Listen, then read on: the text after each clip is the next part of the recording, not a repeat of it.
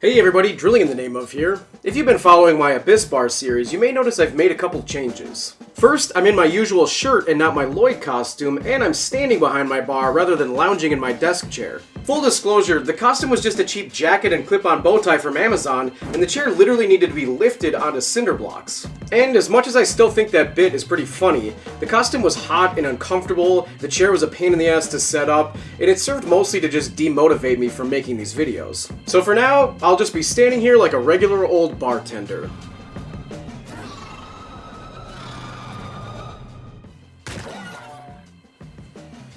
Anyway, we are back in my very own Abyss Bar, and today we'll be making a cocktail inspired by the Gut Wrecker. This is considered the best beer in the galaxy, and it's described as equal parts carbon dioxide, nitric acid, and maple syrup. And although that combo may seem a little odd, I do have something in mind. Working our way backwards, let's talk about maple syrup. You'll be hearing this a lot today and in other Abyss Bar videos, but I can't stress enough that the quality of your base ingredients really determines the quality of your final product. Simply put, if you use bad tomatoes, you're going to get bad tomato sauce. Or in our case, if you use a cheap syrup, you're likely getting mostly high fructose corn syrup and caramel coloring, which will not only taste bad in our cocktail, but may actually wreck your gut. I'm going to be using really nice, locally made grade A maple syrup for my Gut Wrecker. Quick side note about maple syrup. A common misconception is that grade A is higher quality than grade B, when in reality the difference is just in texture and taste. The reason grade A is nice to use in cocktails is it's lighter in flavor and less viscous, so it's easier to work with and won't dominate your drink. Next we have nitric acid, which according to Google is a colorless liquid with yellow or red fumes with an acrid odor. Dermal exposure to nitric acid can result in severe burns, blisters, and permanent scarring. Alright, so obviously we're not going to be using anything nitric, but we will be using acid. Citric acid, to be exact. In 2013, a bar opened in London called White Lion. This was the first bar to use zero perishables, which means no fruit, no juice, and even no ice in their cocktails. Since they obviously couldn't juice lemons or limes, they used different powdered acids to mimic citrus juices. Nowadays, manipulating acid is fairly common in the craft cocktail world, and acid adjustment is the method we'll be using. To take a step back, if you look across the vast catalog of classic cocktails, you'll notice that the vast majority that contain a juice call for either lemon or lime. Whether it's a gimlet, daiquiri, lemon drop, margarita, sidecar, French 75, Collins, fizz, sour, smash. The common denominator in all of those is lemon or lime juice, and the reason for that is that they have high enough acidity to balance out the sweet components of those drinks. As I mentioned in my Black Reach Blonde video, an ounce or two of other juices can throw your drink out of balance if they're too sweet and not acidic enough. And this is where acid-adjusted juice comes in. It gets really boring using lemon or lime juice and everything, so lowering the pH of a different juice to that of lemon or lime makes it really easy to incorporate into classic cocktails. It can also brighten the flavor of that juice, which really makes it pop in your drink. And for our Gut Wrecker, we're going to be acid adjusting apple cider. Going back to what I was saying earlier about using quality ingredients, this is the perfect example of what I mean. I've been thinking about the Gut Wrecker for a while, and it kind of all came to me one night, so I ran to the grocery store and grabbed all the things that I needed. I got home, put everything together, and it was just bad. Not terrible bad, but certainly not something I'd put my name on, much less teach people how to make in a video. And the weird part was I'd recently done something very similar for the menu at work. I tried a couple variations, but nothing was working, so I went back to my base ingredients, and the only thing I hadn't worked with before was that brand of apple cider. And it was not good cider. So the next day, I went out to pick up a local brand that I usually use, went home to make my Gut Wrecker, and it was infinitely better. The point of the story, again, is that a bad or lesser ingredient can really bring down the whole show, so try to use the best stuff available to you. Anyway, back to acid, man.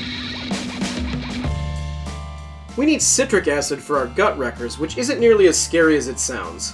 In fact, if you're like me and loved sour candy as a kid, there's a good chance you've had citric acid already and didn't even know it.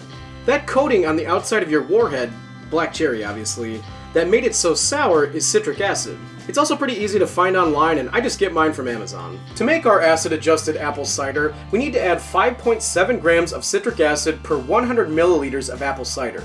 Now I use a scale, which despite all appearances I genuinely only use for making cocktail ingredients, but if you don't have a scale, 5.7 grams is about 1 1/4 teaspoons of citric acid. So I'll measure out 5.7 grams of citric acid in a bowl, then slowly whisk in my 100 milliliters of apple cider and stir until the citric acid is fully incorporated. Next, we need our carbon dioxide. The obvious answer here is to use something carbonated, and I'm going to be using ginger beer. And as much as I don't want to sound like a broken record, it really is important to get a quality ginger beer. Fever Tree is my favorite widely available ginger beer because it's made with real ginger root and has the perfect balance of sweet and spice. I also really like Bundaberg and Barrett's, and Gosling's is a perfectly fine option if you can't find any of those. Now if you're making a spirit-free gut wrecker, you have everything you need, but let's take a second to talk about bourbon. If you have a local liquor store with a decent selection, you'll probably find the bourbon section to be large, fairly intimidating, and in some cases pretty expensive. So rather than get into it too much, I'm going to recommend a few of my favorite bourbons you can find for under $30. One of my all-time favorite bourbons, regardless of price, is Buffalo Trace. It's fantastic on its own, but it also makes a really great old-fashioned or Manhattan. Unfortunately, this one's a bit harder to find these days, so if you see a bottle on a shelf, definitely pick it up. For something you'll have no trouble finding, one of my go-tos is Maker's Mark. This is a great all-around bourbon, especially for the price, and you should be able to find a bottle for around $25 or less. But for my gut wrecker, I'm going to be using Old Forester 86. This is a really solid bourbon to mix with, and you should be able to find it for around $22. So now that we have everything, let's build our gut wrecker. First, we'll add 1.5 ounces of our bourbon. Then 3/4 ounce of our acidified apple cider. And 3/4 ounce of our grade A maple syrup. Give that a shake. And double strain into a coupe glass.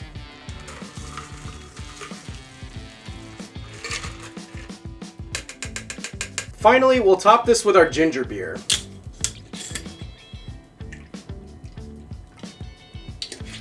And to get ahead of my soon-to-be wrecked gut, I'm going to garnish this with a little antacid.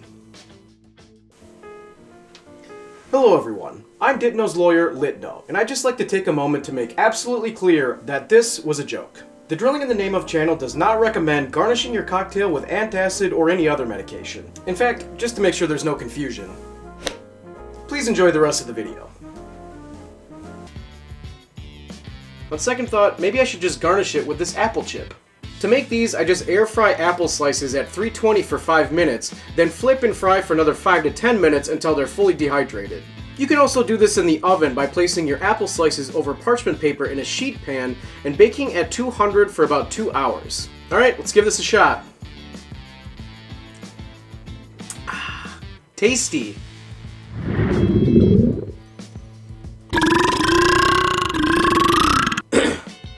Excuse me.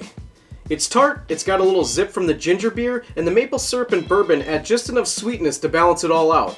And if you're looking to make a spirit-free gut wrecker, just skip the bourbon, add an extra 1/4 ounce of acidified apple cider and maple syrup, and top once again with ginger beer. If you try either of these for yourself, please be sure to let me know what you think in the comments. I haven't decided what Abyss Bar beer I'm going to tackle next. I just have to choose one at random. Anyway, please like and subscribe if you feel so inclined, and as always, rock and stone, brothers and sisters.